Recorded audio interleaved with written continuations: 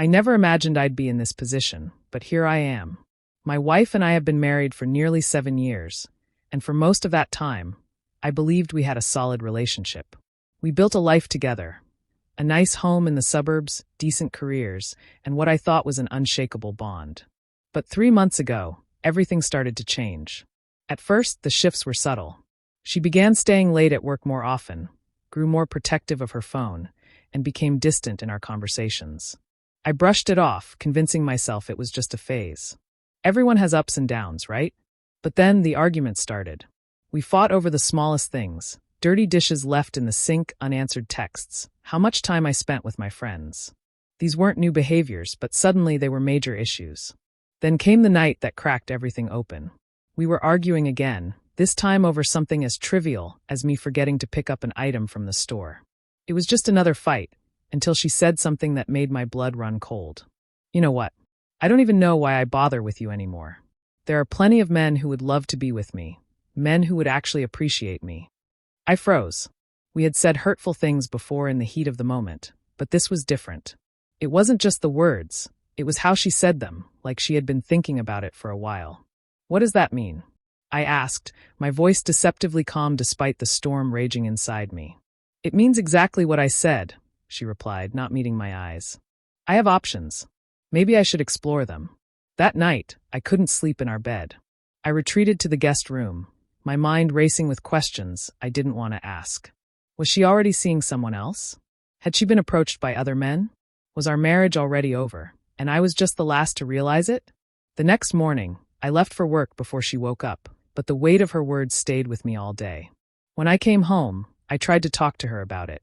She dismissed it, saying she had only spoken in anger and hadn't meant anything by it.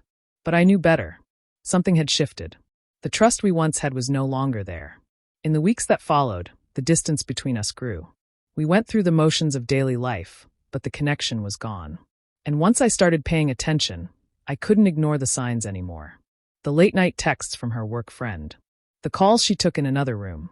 The way she started dressing up more for events where I wasn't invited. Then came the night that changed everything. We attended a dinner party hosted by her colleagues. I didn't know many people there, so I stuck close to her at first, but she gradually drifted away, laughing and chatting with others while I stood awkwardly by the food table. Then I saw her with him, one of her male coworkers.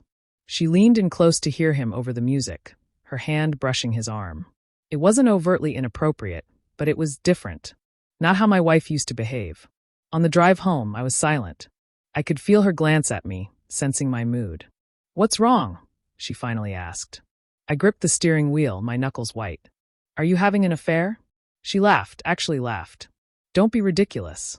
Then what was that tonight? The touching, the flirting. Oh my God, I was just being friendly. Not everything is about you. She let out an exasperated sigh. This is exactly why I said what I said before. You're suffocating me with your insecurity. So I'm imagining things? The late nights. The secret texts. The password on your phone that changed last month. Silence. Then, finally, she muttered, "I'm not having this conversation right now." When we got home, I didn't argue. I just packed a bag. She stood in the doorway, watching me. "What are you doing?" Her voice was quieter now, almost uncertain. "You said there are plenty of men who want you." I said, my movement steady. "I'm leaving so you can have them. Since clearly, I'm not enough." "You're being childish," she snapped, but there was an edge of panic beneath her frustration. "Maybe," I admitted, zipping up my duffel. "But at least I'm being honest." I spent that night at a hotel. The next day, I called my brother and asked if I could stay with him for a while. He didn't ask questions, just said yes. When I finally spoke to my wife, I told her I needed space to think. She wasn't happy, but she agreed. Being away from home gave me clarity. I realized how much I had been walking on eggshells, how anxious I had become trying to figure out what was happening in my own marriage. It wasn't healthy, and it wasn't me. A week later, we met for coffee. She looked tired. Her eyes were puffy, like she hadn't been sleeping well. A part of me wanted to reach out to comfort her, but I held my ground. "I think we need to separate," I said, the words feeling foreign on my tongue. "Because of one comment I made during a fight?" she asked, incredulous. "No," I replied, shaking my head. "Because of everything that's happened since. I don't trust you anymore. And you don't seem to respect me." "That's not fair," she argued. I never cheated on you. Maybe not physically, I conceded. But emotionally? I'm not so sure. Her eyes welled with tears as she insisted she loved me, that she had been stressed from work and had taken it out on me. She promised to do better, to work on our marriage. For a moment I wavered. But then I remembered the look on her face when she had told me about all the men who wanted her. There was no love in her eyes that night, only contempt. I need time, I said finally. Real time. Not just a week. I need to figure out if this is still what I want. 2 weeks later, I was still at my brother's place. His bachelor lifestyle was a stark contrast to what I was used to, but it felt freeing. He didn't tiptoe around me, and for the first time in a long while, I didn't feel like I had to constantly defend myself. My wife's texts had shifted over time. At first, they were angry, accusing me of abandoning our marriage. Then, they became sad and desperate. Now, they were more neutral, checking in, asking when we could talk. At my brother's suggestion, I started therapy. I hadn't realized how much I needed it until I sat down with someone who helped me see the patterns I had been blind to. The constant walking on eggshells, the emotional manipulation, it wasn't healthy. And it had been going on longer than I'd realized. Yesterday, I finally agreed to meet with her again. We met at a park, neutral territory. She had clearly taken time to put herself together, while I probably looked like hell in comparison. I didn't care. She started with an apology, telling me how much she missed me, how empty the house felt without me. I listened, but I didn't rush to comfort her or smooth things over. I was learning to sit in the silence, to let things breathe. I've been thinking about what you said, she finally admitted. About emotional cheating. I didn't see it that way at the time, but maybe you're right. It was the first real acknowledgement she had made that something was wrong. And for the first time in months, I felt like I wasn't the only one questioning what our marriage had become. I asked her to elaborate, and she hesitated before admitting the truth. She told me she had enjoyed the attention from her coworker, that it made her feel wanted in a way she hadn't in a long time. But I never acted on it, she insisted. I wouldn't do that to you. I let out a slow breath, shaking my head. You already did, I said. The moment you used him as ammunition against me, you crossed a line. She had no response to that. We sat in silence for a while, watching children play on the swings nearby. The laughter of strangers filled the air, a stark contrast to the quiet tension between us. I want to try again, she finally said. Her voice was soft, hesitant. I want to fix this. Tell me what I need to do. I didn't have an answer for her.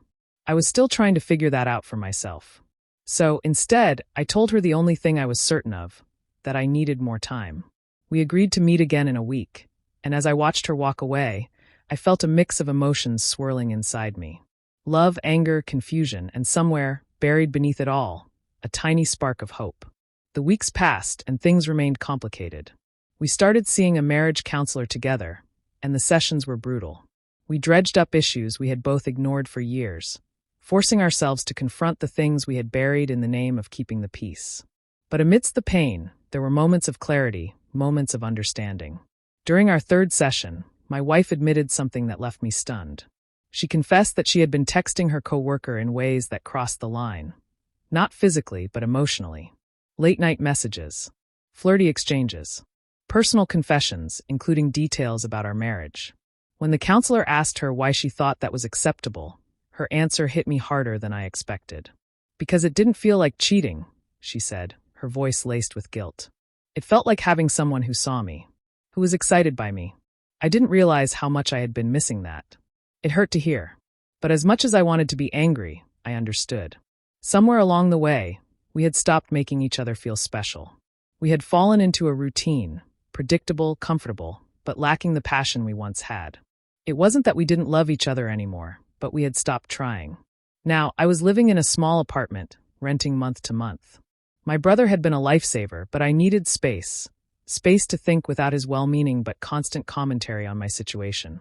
My wife, on the other hand, was trying to prove herself. She had cut off all contact with her coworker, even gone so far as to request a transfer to another department. She was making an effort in other ways too. She sent me little reminders of our life together, a book she thought I'd like, an old photo from our honeymoon, a handwritten letter listing all the things she still loved about me. Part of me wanted to go back. I missed our home. I missed her. But another part of me was terrified, terrified that nothing would change, that we would slip back into the same toxic patterns, that I would wake up one day feeling just as lost and unseen as before. The counselor reassured me that my fears were normal, that trust isn't rebuilt overnight. So, for now, I was taking things one day at a time. We started dating again. Dinners once a week, movie nights, conversations that had nothing to do with bills or household chores. Sometimes it was awkward, like two strangers relearning each other. Other times, it reminded me of why I had fallen in love with her in the first place. I didn't know where we would end up, but I knew one thing for certain. I was stronger now. I had learned to stand up for myself, to demand the respect I deserved. Ironically, I had her cruel comment about plenty of men to thank for that wake-up call. 3 months later, I was back in our home, but not permanently. We called it a trial period, a chance to see if we could rebuild what had been broken. Everything felt both familiar and different. The house was the same, but the dynamic between us had shifted. We had set new boundaries, giving each other space, something we had never prioritized before. We continued with therapy, tackling issues as they arose instead of letting them fester. My wife had become an open book. Her phone was unlocked, her whereabouts never a mystery. She told me where she was going, who she was with, what she was doing. At times, it felt like overcompensation, as if she were trying too hard to prove she had changed. The counselor assured us that was part of the process, that in time we would find a natural balance. The hardest part wasn't even between us. It was facing the outside world. Our friends and family knew something had happened, but not all of them knew the details. The questions were uncomfortable. The concerned looks even worse. Some people didn't understand why I had gone back, why I was willing to give her another chance. But ultimately, their opinions didn't matter. After dinner with my wife's parents one night, her father pulled me aside. I expected the usual reassurances, maybe even an apology for his daughter's actions. Instead, he surprised me. "I'm proud of you," he said. "Not just for fighting for your marriage, but for being willing to walk away to keep your self-respect." It wasn't what I expected, but it meant more than I could put into words. Despite the progress, there were still moments when doubt crept in. If she was late coming home from work, if she got a text I couldn't see, my mind would wander. But those moments were happening less often. Trust, though slow to return, was rebuilding itself piece by piece. We weren't the same people we had been before. I was more assertive, unwilling to let things slide for the sake of peace. She was more mindful of her words, more appreciative of what we had. We were both more intentional about our relationship, treating it as something that needed care and attention rather than something that could be taken for granted. Sometimes I think back to that night, the night I packed my bag and walked out the door. It was the hardest thing I had ever done, but it was also the most necessary. We had to break in order to rebuild. We had to see what we stood to lose before we could truly appreciate what we had. I don't know what the future holds for us. Marriage isn't a fairy tale. It's work, messy, complicated, everyday work. But for the first time in a long time, I feel like we are both equally invested in doing that work. So here we are. Year 7. Different, but maybe better. Scarred, but healing. Moving forward, one day at a time.